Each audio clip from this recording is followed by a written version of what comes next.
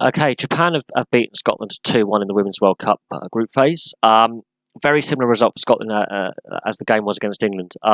Second best as a team in the first half, 2-0 down at half time, better in the second half.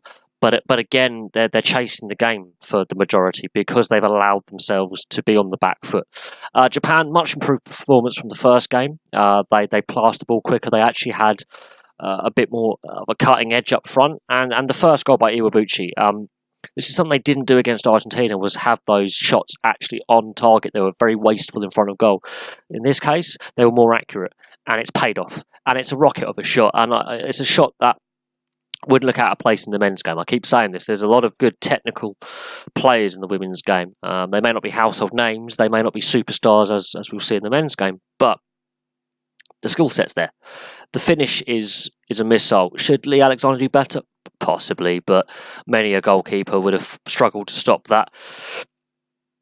The issue was the Scottish defending was too hands off. They weren't in the face of the Japanese team as much with their extra physicality that they should have had an advantage. They allowed the Japanese to use their technical ability and their pace to move them around too much, and they were deservedly 1-0 down after 22 minutes. The penalty decision is dubious, but you should not be undone by a simple long ball like that. And we've seen a few of these simple long balls undo defences in this tournament, and that comes down to the quality of the players. The women's game is lagging behind the men's game in this respect, and it will continue to do so until the gap does close eventually. Because professionalism is in its infancy in the women's game, this is going to happen quite a bit. It's the long ball will be used as an effective weapon. It's something that we see less in the men's game from top sides at international level. The women's game, you see it more because of the different style of play. It's plain and simple. The penalty is a soft decision. I'm not going to lie. No VAR this time. Now, there is a minimal contact, but we've seen VAR being used for a lot of penalty decisions so far in this tournament, and obviously last year in the men's game as well. We're going to see VAR be a big talking point for the next, I would say, 3 to 5 years. I really honestly believe VAR is going to be a talking point for another World Cup cycle for the women and the men. I honestly believe that.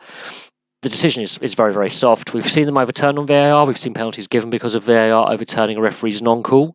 Surprised it wasn't involved in this decision.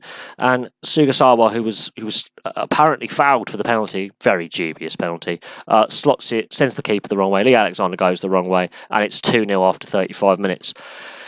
And Japan deserved to be winning. They deserved to be up at half-time. The Scottish team themselves, lack of energy, lack of pace, they were the second best team on the field at this point. Second half, they were playing better, but the Japanese still had a lot more possession in the Scottish half.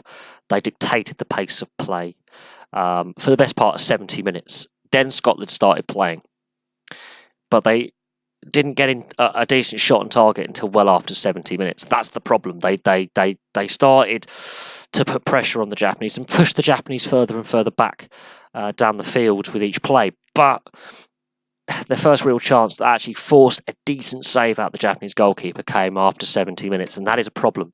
This is why they lost against England. This is why they lost against Japan, is they allowed the opposition to get 1-2 goals in front, and then they start playing.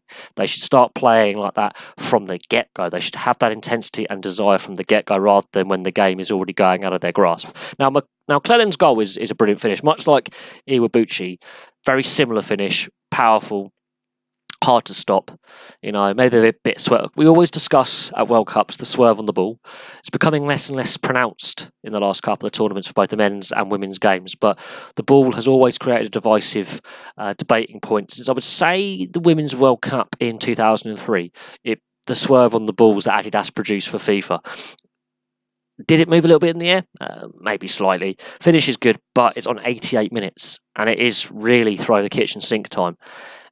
If Scotland are to get out of this group, they have to play much better against Argentina. They have to.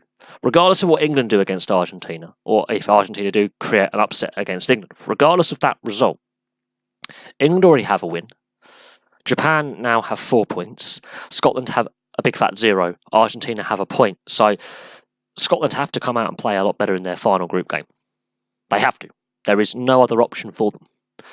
And that may not be enough, because they've now got 2 goals against on aggregate score. their goal differential is -2. And depending on how many goals, are scored in this next game, if Argentina get another draw, it makes it even more. It makes that game a must-win. So, and if England hammer Argentina, they're through. But then obviously Argentina have to play Scotland, and goal differential for that best third place team could prove vital as well. Scotland have to be much better in their final game. Japan, much improved. There is still room for improvement, absolutely. I think every team can always strive to be better, but they were much better than their first game. They created up front, and they moved the ball quicker. There was more passing and movement. There was more pace to their game. They actually did stuff with the possession. They created a lot of shots, forcing Lee Alexander into saves. Something they didn't do against Argentina, they did against Scotland. Scotland need to be much better in their next game if they are to have a chance of getting out of this group, because they, for 70 minutes, were very second best and didn't play to their potential.